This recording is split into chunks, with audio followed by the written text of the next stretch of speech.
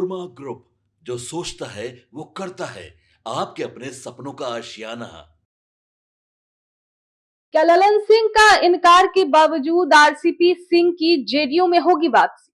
क्या कुर्मी समाज का गुस्सा नीतीश कुमार पर ही भारी पड़ेगा? क्या आरसीपी सिंह को जेडीयू में शामिल कराना नीतीश की मजबूरी होगी? क्या है भीतर की पूरी कहानी, इस वीडियो में समझते हैं। नमस्कार, आप देख रहे हैं भारत लाइव, मैं हूं शिवांगी। दोस्तों, जब से ही ललन सिंह का बयान आया है आरसीपी सिंह को लेकर, तब से ही सियासत के गलियारों में हलचल मची हुई है। जेडीयू की सियासत इस वक्त अंदरूनी उथल पुथल के सबसे संवेदनशील दौर से गुजर रही है, जहां एक तरफ तो पार्टी के शीर्ष नेताओं के बीच मतभेद खुलकर सामने आ रहे हैं, तो दूसरी तरफ कुर्मी समाज की नाराजगी नीतीश कुमार के लिए बड़ी राजनीतिक चुनौती बनती दिख रही है। अब देखिए, आरसीपी सिंह जेडीयू में संभावित वापसी ने इस पूरे विवाद को और तेज कर दिया है, और ये मामला अब सिर्फ एक नेता तक सीमित नहीं रह गया है, बल्कि पार्टी की दिशा, नेतृत्व की प्राथमिकताएं और कोर वोट बैंक के भविष्य से जुड़ गया है।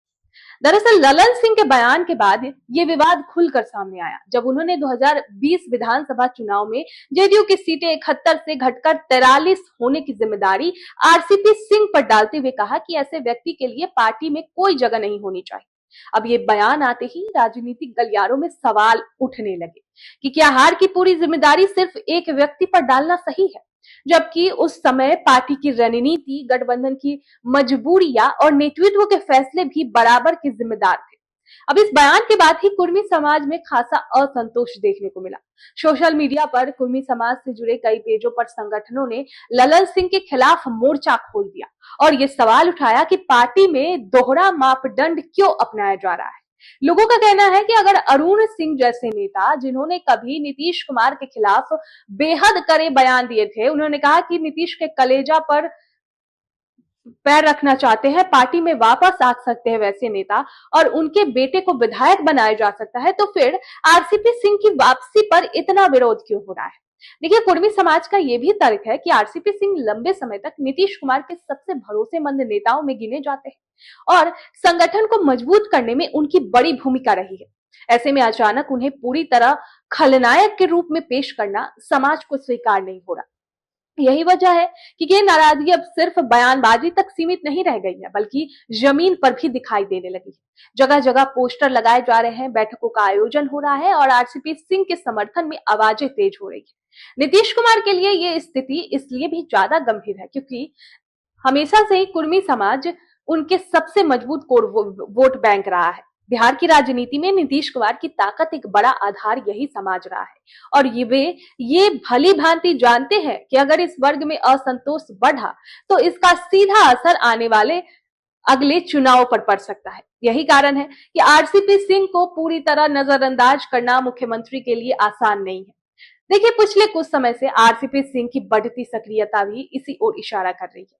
वे पुराने कार्यकर्ताओं से लगातार मिल रहे हैं, उन नेताओं से भी संपर्क साध रहे हैं जो कभी जेडीयू के से बागी हुए थे और सामाजिक कार्यक्रमों में उनकी मौजूदगी चर्चा का विषय बना हुआ है। पटेल समाज की ओर से आयोजित चूड़ा दही भोज में नीतीश कुमार और आरसीपी सिंह का एक साथ मंच साझा करना भी राजनीतिक संकेत के तौर पर ही देखा जा रहा है, जो ये बताया है कि दोनों के बीच संवाद पूरी तरह खत्म तो नहीं हुआ है। अब इसी बीच जेडीयू में सदस्यता अभियान चल रहा और जल्द ही संगठनात्मक चुनाव की प्रक्रिया भी शुरू हो जाएगी। पार्टी के भीतर ये चर्चा तेज है कि 2025 के पार्टी के भीतर ये भी चर्चा तेज है कि जेडीयू में बड़े संगठनात्मक और राजनीतिक बदलाव देखने को भी मिल सकते हैं। निशांत कुमार को लेकर चल रहे चर्चाएं भी इसी बड़े बदलाव की ओर इशारा करती है, जिससे ये साफ है कि पार्टी नेतृत्व भविष्य की रणनीति नए सिरे से तय कर रहा है। ऐसे राजनीतिक माहौल में आरसीपी सिंह की वापसी का सवाल और भी अहम हो जाता है।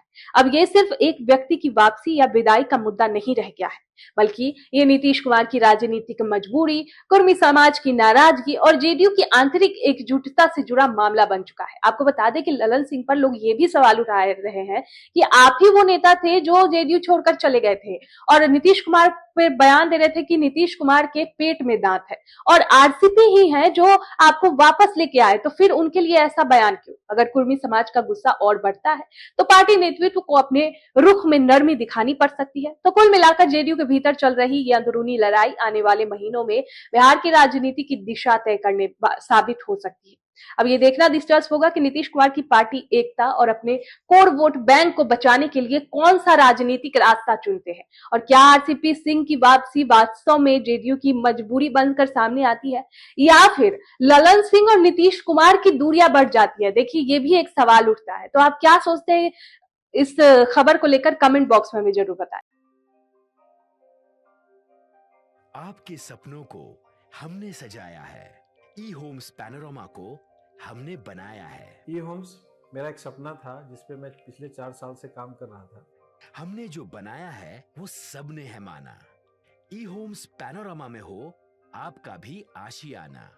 और फाइनली हमने 2021 में इस प्रोजेक्ट को लॉन्च किया। बहुत लोग अप्रिशिएट कर रहे हैं कि पूर्णिया जैसे शहर में, बिहार के, एक तो बिहार की बात करें उसमें भी पूर्णिया जैसे छोटे जगह में इस तरह का लाइफस्टाइल देना, ये सुन के हम लोगों को बहुत अच्छा लगता है। ई होम्स में हमने कुछ और भी किया है, जैसे हम जिस जगह में रह रहे हैं हमारे फैमिली सिक्योर हो, उनको सिक्योरिटी का ध्यान में रखा है।